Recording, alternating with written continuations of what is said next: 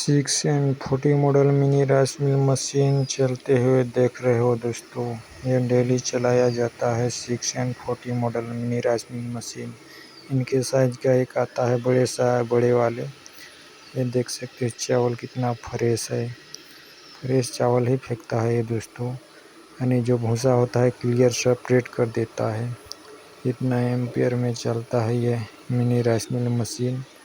इनके साइज के जो बड़े साइज का आता है उसको 6N70 मॉडल बोला जाता है दोस्तों। इसमें थोड़ा ज़्यादा है, इसमें जो कुटाई कैपेसिटी आता है। तो इस तरह के बड़े वाले आप ख़रीद के भी चला सकते हो, और ये वाले ख़रीदोगे तो इसमें आपको जो बिजली जो होता है वो घर का कनेक्शन से ही चलाना पड़ेगा। इसमें जो लगा होता है जाली वही मेन इसका पार्ट होता है दोस्तों। अगर वो इस तरह के राइस मिल मशीन में जाली अगर सक्सेस करवा लिए तो आप इस तरह के राइस मिल मशीन ख़रीद कर बेनिफिट उठा सकते हो, नहीं तो आप ख़रीदते रह जाओगे और जाली लगाते रह जाओगे नया। ये 4 जाली देख रहे हो 6N40 model mini rice mill machine का जाली है। थोड़ा डिफरेंस है इसमें, उसके बारे में बताऊँगा। और ये लो क्वालिटी घटिया क्वालिटी का जाली भी है, मजबूत वाला जाली भी है, और जाली में जो छेद है वो कितना है, कैसा है, वो सब बताऊंगा दोस्तों। और ये जाली को इस तरह से कैसे क्यों पैक किया हूँ वो बताऊंगा दोस्तों।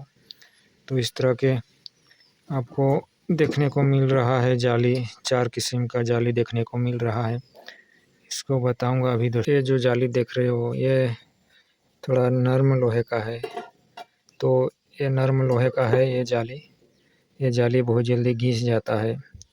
अगर कभी मार्केट में इस तरह के जाली से मुलाकात हुआ तो इससे दूरी बना कर रखना दोस्तों, इसको टच भी नहीं करना।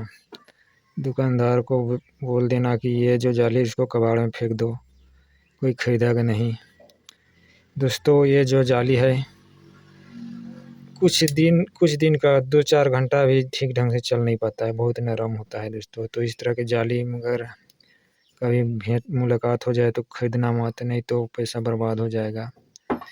और दोस्तों ये जो जाली है कुछ ओरिजिनल जाली था दोस्तों तो ये जाली इतना ख़त्म तक मैं चलाते रहा, ये जाली को इतना ख़त्म तक। तो कैसे चलाते रहा वो बताऊंगा दोस्तों। ये जो जाली है इसी तरह से पैक करके चलाता हूँ दोस्तों। यानी कभी कभार जैसे एक जगह फट गया तो एक जगह इस तरह के पैक करके, बाकी तरफ तो ठीक रहता है, तो इस तरह से पैक करके चलाता हूँ। ये जाली भी अंदर से कुछ जगह फटा हुआ है, इसलिए ऐसा पैक करा हूँ।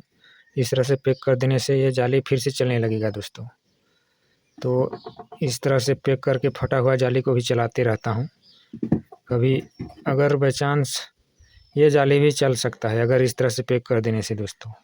तो इस तरह से बार बार नया जाली खरीदना नहीं पड़ता है हमको। और इसमें जो छेद है दोस्तों, छेद में भी थोड़ा डिफरेंस है, जिसमें जैसे 1 mm से कम इसमें छेद है और इसमें 1 mm से ज़्यादा छेद है, 1 mm से ज़्यादा बड़ा छेद है। इस तीनों में 1 mm होगा, 1 mm छेद होगा। तो क्या होता है कि जैसे इसमें 1 mm से छेद है, जैसे 0.78 mm, उसमें जो भूसा निकलता है वो बारीक निकलता है।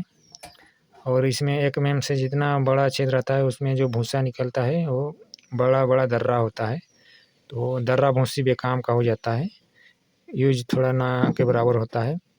इसलिए जाली खरीदना तो मजबूत जाली ही लगाना, स्टील युक्त जाली थोड़ा अच्छा होता है।